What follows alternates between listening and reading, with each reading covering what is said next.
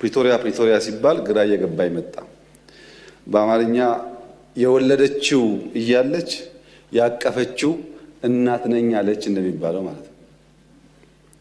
ፕሪቶሪያ የተደራደርነው ከጀነራል ጻድቃን ጋር ነው፣ ከጌታቸው ረዳ ጋር ነው፣ ከአሰፋ ብርሃ ጋር ነው።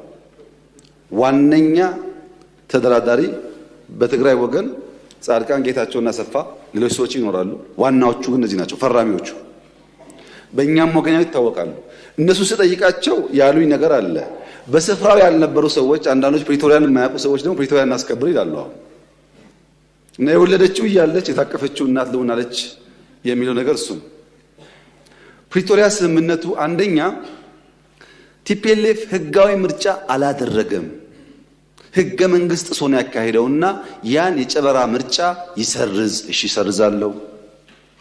ሁለተኛ በዚያ ምርጫ ሲያበያ የተቋቋመው መንግስት ይፍረስ፣ ህጋዊ መንግስት አይደለም። ምክር ቤቱ ይበተን፣ ህጋዊ ምክር ቤት አይደለም።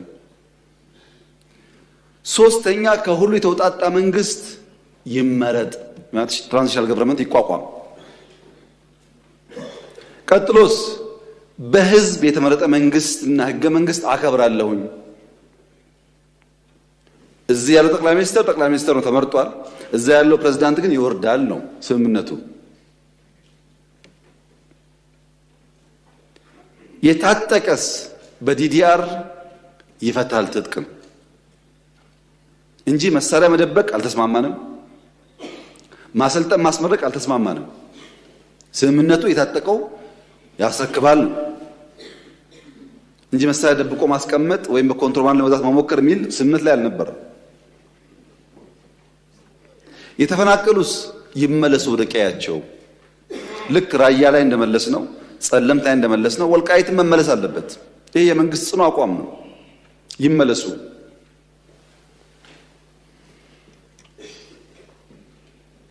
የውጭ ጉዳይ፣ የጸጥታ፣ የመከላከያ ጉዳይስ የፌዴራል ስልጣን ነው። ማን ያለው?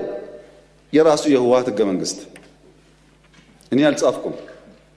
የነሱ ህገ መንግስት የውጭ ግንኙነት በሚመለከት የፌዴራል መንግስትን ይመለከታል፣ መከላከያን በሚመለከት፣ ደህንነት በሚመለከት ፌዴራል ይመለከታል ይላል ህገ መንግስቱ። አልቀየርነውም፣ ታውቃላችሁ።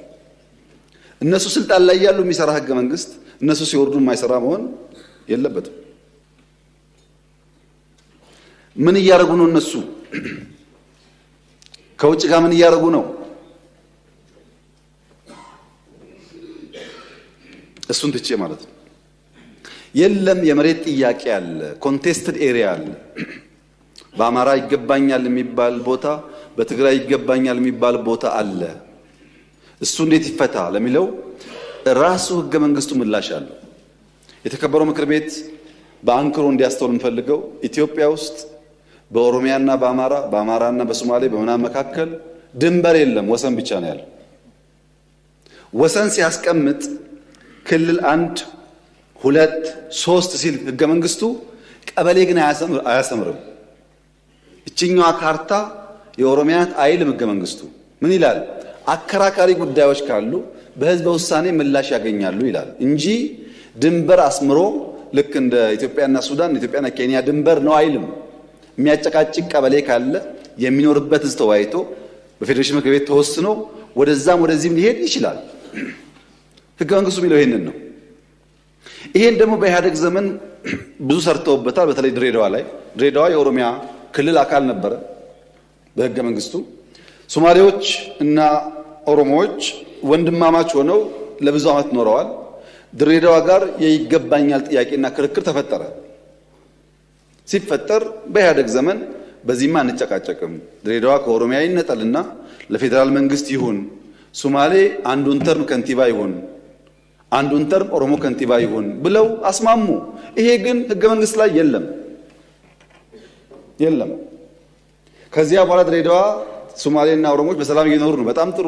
ሰላም እስካመጣ ጊዜ ድረስ ችግር የለው። አሁን በሶማሌና በኦሮሚያ መካከል የብዙ ቀበሌዎች ጥያቄ አለ። ብዙ በሲዳማና ወላይታ መካከል አለ ጥያቄ። በአፋርና ሶማሌ መካከል ጥያቄ አለ። ዩኒክ አይደለም። ወልቃይት ላይ ጥያቄ ዩኒክ አይደለም። ሁሉም ጋር ጥያቄ አለ። ሁሉም ጋር የሚፈታው ግን በሰላማዊ መንገድ ህዝቡ ቦታው አርፎ በህዝብ ውሳኔ መሆን አለበት ነው።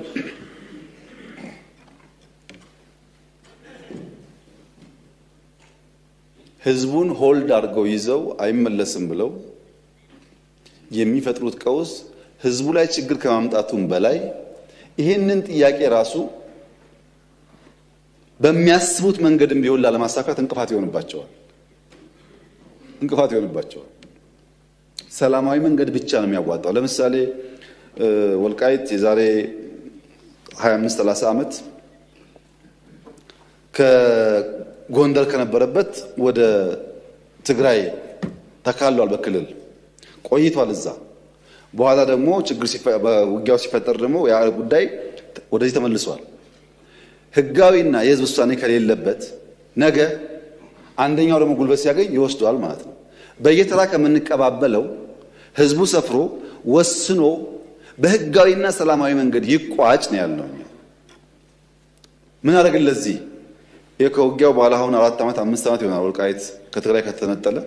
እስካሁን እኮ የኢትዮጵያ ፌዴራል መንግስት ለወልቃይት በጀት አይሰጥም እስከዛሬ። ይሄ ትክክል አይደለም። ህዝቡ እየኖረ መምህር እያስተማረ ጤና ሰው እያከመ በጀት አልቦ ዞኑን ማስቀመጥ ትክክል አይደለም። ህግ ለማክበር ሲባል ነው የተደረገው እንጂ ትክክል አይደለም። በጀት የላቸውም። ለምን? ከትግራይ ጋር ተነጋግረን ስላልፈታ ነው።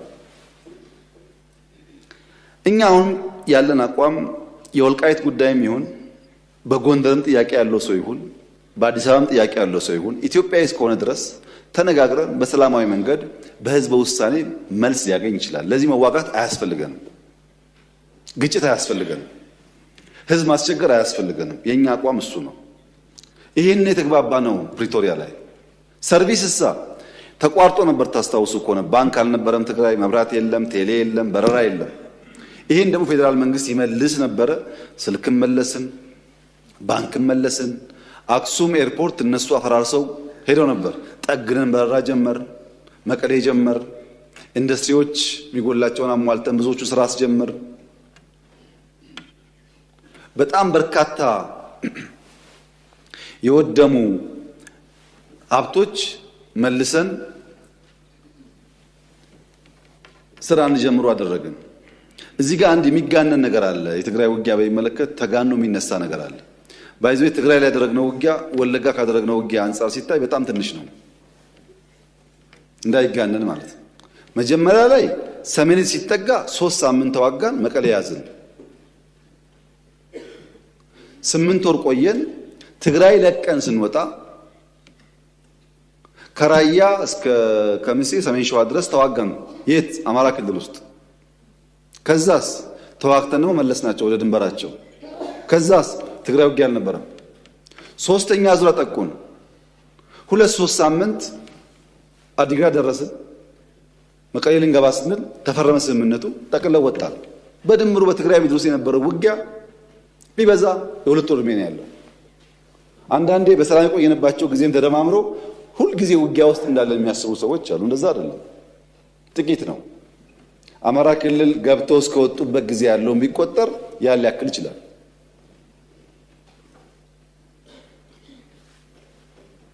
መንግስት በሚመለከት ስምምነቱ ከሁሉ ፓርቲዎች ውጣጣ ነው። እኛ ምን አለ አንፈልግም፣ ብልጽግና አይፈልግም። ግድ የለም እናንተ የሚመቻቸው ምረጧል። የሚመቸን ጌታቸው ነው አሉ። ጌታቸው ፕሬዝዳንት ሆነ። ጌታቸው በፍጹም አንፈልግም ብሎ አባረሩና የሚመቸን ታደሰ ነው አሉ። ታደሰ ተመረጠ። አሁን ደግሞ ታደሰ ሲባረር እንጠብቃለን። እኛ ሰው አልመረጥንም። መራጭ እነሱ ናቸው። መርጠው የማይስማማቸው ታስታውሳላችሁ። በሐዋሳው ጉባኤ በመጀመሪያው ለውጥ ላይ ችግር ነበር። በሐዋሳው ጉባኤ 100% የቲፒኤልኤፍ ማዕከላዊ ኮሚቴ ድምፅ ሰጥቶ ከመረጠኝ በኋላ በ2 ወር 3 ወር ደግሞ አልተስማማውም። ራሱ መርጦኝ ማለት ነው። አሁን ያለውም እንደዛ ነው። እኛ በጀት እስካሁን እንለቃለን፣ ማክሲመም ሰፖርት እናደርጋለን። የተበላሸ በአቅም ጠግነናል። የኛ ፍላጎት ትግራይ ክልል ተጨማሪ ውጊያ አያስፈልግም። አላማ የለውም። ትግራይ የሚደረግ ውጊያ አላማ የለውም። አላማ የለው ውጊያ ደግሞ የተሳካ ይሁን ያልተሳካ ማረጋገጫ የለውም። የሆነ ግብ ለማሳካት ካልሆነ በስተቀር ዝም ብሎ ሰው ህይወቱን አይከፍልም። ጥቅም የለውም ትግራይ የሚደረግ ውጊያ እና ሰላም ያስፈልጋል። የጥይት ድምፅ ሞት አያስፈልግም። እኛ እንደው ከአማጺ ጋር መነጋገር ልምዱ አለን። ቅድም እንደገለጽኩት ተወያይተናል። ቲፒኤልኤፍም በሰከነ መንገድ አንደኛ ምርጫ ቦርድን አክብሮ ህገ መንግስት አክብሮ ትክክለኛ ጉባኤ አድርጎ ህጋዊ ፓርቲ መሆን የሚጠበቅበት ከባድ ነገር እኮ አይደለም። ምርጫ ቦርድ መጋበዝ፣ አሰራሩን መከተል፣ ጉባኤ ማካሄድ፣ ምርጫ መሳተፍ፣ ካሸነፈስ መንግስት መሆን። ግን ለመወዳደር ለምርጫ ዝግጁ ካልተኮነ አስቸጋሪ ይሆናልና በዚያ ሳይድ ያለኝ ምክር እኔ ውጊያ ይበቃናል፣ አያስፈልገንም። ግድ የላችሁ ብትዋጉም አታሸንፉ፣ አይታችሁታል፣ ጥቅም የለውም። ግን ውጊያ አያስፈልገንም። ተባብረን አገር እናልማ ነው። ለምን ጉልበት ይዞ ያልወጣውን ተራራ ከዘራ ይዞ አይወጣውም ይባላል። በጉልበት ዘመን ያልሆነውን ዛሬ አይሳካም። ኢትስ ቱ ሌት ባይ ዘ ዌይ የኢትዮጵያን መንግስት በኃይል ኢትስ ቱ ሌት አይቻልም። አለፈ። ያኔ ተሞከረ፣ አልሆንም፣ አለፈ። ካሁን በኋላ ሰላም ብቻ ነው። እንደ አባይ ሺህ ዓመት ሸለቆ ሲጓዝ ይኖራል እንጂ አንድም ቀን መንግስት በኃይል መጣል አይቻልም። ለዚህም የትግራይ እናት የምትፈልገውን ሰላም ማምጣት መሯቸዋል። እነሱ ልጆቻቸውን ገብረው በቃን ብለዋል። ለነሱ ሰላም በእኛ በኩል ዝግጁ ነን። በዚያ ሳይድም ዝግጁ መሆን ያስፈልጋል። በቅርቡ ሰምታችሁ ከሆነ ወታደሮች ደሞዝ ጭማሪ በሚል ትንሽ ችግር ገጥሞ ነበር ትግራይ ውስጥ። ትግራይ ያሉ የታጠቁ ኃይሎች በዲዲአር በህጋዊ መንገድ ቢወጡ ለራሳቸውም ለቤተሰባቸውም ለሀገርም ይጠቅማል። ወጣቶች ናቸው፣ ጉልበት አላቸው፣ ማቋቋም ይቻላል። እነሱ ዲዲአር ፕሮሰስ ውስጥ እንዳያልፉ አድርጎ በመያዝ በደሞዝ መጨቃጨቅ አስፈላጊ አይደለም። ትግራይ የምንልከው በጀት በሙሉ የሚውለው ለወታደሮች ነው። ይሄ ትግራይን እየጎዳ ነው ያለው። በነገራችን ላይ አሁን ለምሳሌ ጅጅጋ በጣም ከፍተኛ ለውጥ አለ። በኮሪደር አይታችኋል።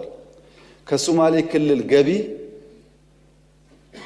በከፍተኛ ደረጃ የትግራይ ክልል ገቢ ይበልጣል። ባለፈው ዓመት የትግራይ ይበልጣል።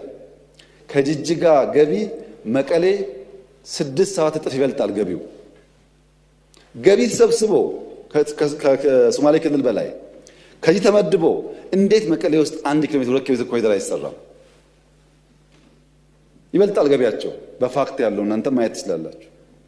ወደ ልማት ካልተኬደ ሁል ጊዜ ውጊያና ግጭት ጠቃሚ አይደለም። ቅድም እንዳነሳሁት 30 ዓመት ስልጣን ላይ ባሉበት ጊዜ የትግራይ ህዝብ ትናንሽ 50 መቶ ግድብ ቢገደብለት ኖሮ ከራሱ አልፎ ሌላ ይመግብ ነበር። ስልጣን ተይዞም አልተሰራም፣ አሁንም አልተሰራም። ህዝቡን ይቸገራል እና እንደዚያ እንዳይሆን በተቻለ መጠን ወደ ሰላም ወደ ንግግር ገብቶ የህዝቡን ችግር መፍታት ያስፈልጋል። በዘንድሮ ክረምት እርሻ ለማየት በድሮን ትግራይ በስፋት እንበር ነበር እና በጣም የሚገርም ነው። ማሳ ያለው ውሃ ዝናብ ነው የምታዩት ከፍተኛ ስለነበረ ከፍተኛ እርሻ ይታያል። በንጽጽር በኢሜጅ የወሰድናቸው መረጃዎች የሚያሳዩት በትግራይ የተሻለ ምርት እንዳለ ነው። እኛ የምንፈልገው ያ ምርት በሰላማዊ መንገድ ተሰብስቦ ወደ ገበያ እንዲውል አርሶ አደር እንዲጠቀምና ከልመና እስረኝነት እንዲገላገል ነው። ህዝቡን የልመና እስረኛ ማድረግ ጠቃሚ ስላልሆነ ከልመና እስረኝነት ወጥቶ ወደ መሻሻል ህይወቱ እንዲገባ መስራት የምንፈልገው እና ትግራይ ውስጥ የውጊያ ዓላማ ፌዴራል መንግስት የለውም፣ አንፈልግም። ለምን? ዓላማ የለውም፣ ጥቅም የለውም። የትግራይ ክልል ያሉ ሰዎች ይሄን ተገንዝበው ወደ ሰላም ቢያዘነብሉ ይሻላል ነው ምክሩ።